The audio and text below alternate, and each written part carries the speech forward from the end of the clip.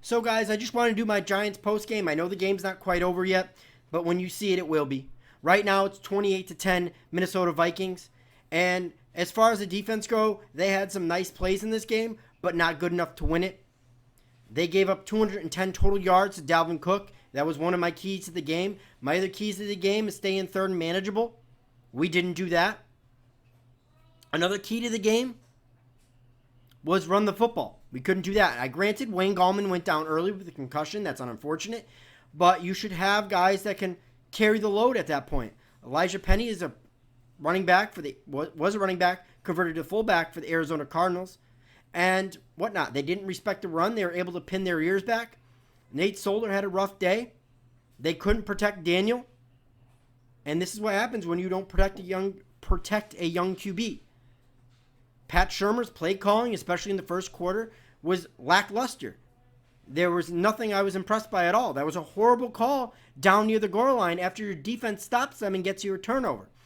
The fact of the matter is you can blame both sides of the ball. You're probably going to have Giants fans blaming a lot of the defense, and you're going to have other Giants fans that are going to blame a lot of the offense and maybe get on Daniel Jones.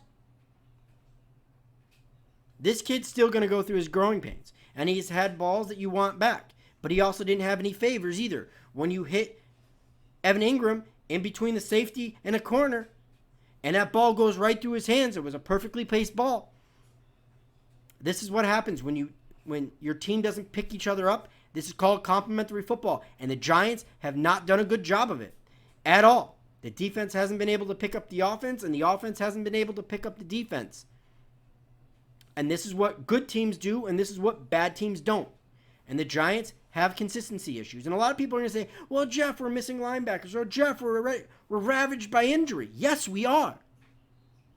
But these are the steps that you need to take to become an improving. Show us that you're more than just an improving football team.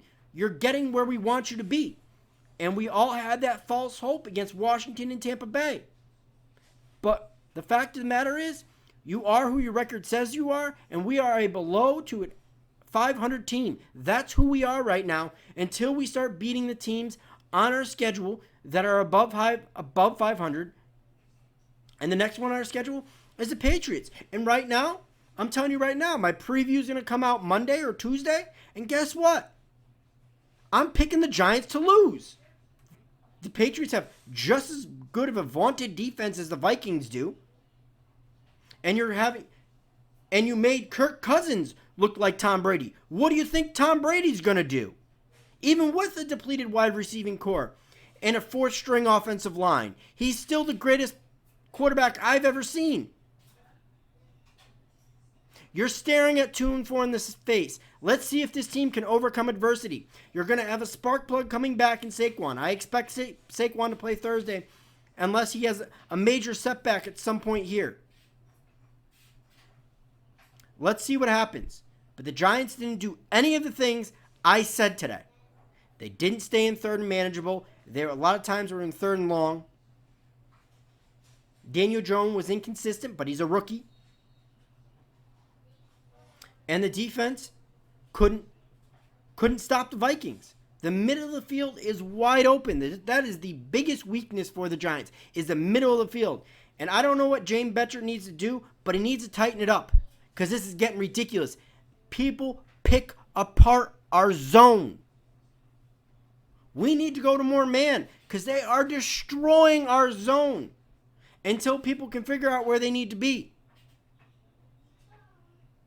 An effective zone is effective when you get after the quarterback, but we have consistency issues on that. We made a bad Vikings offensive line look a little better than what they were. Granted, the Vikings are a more talented team. But the Giants needed to be more competitive than they were in this game.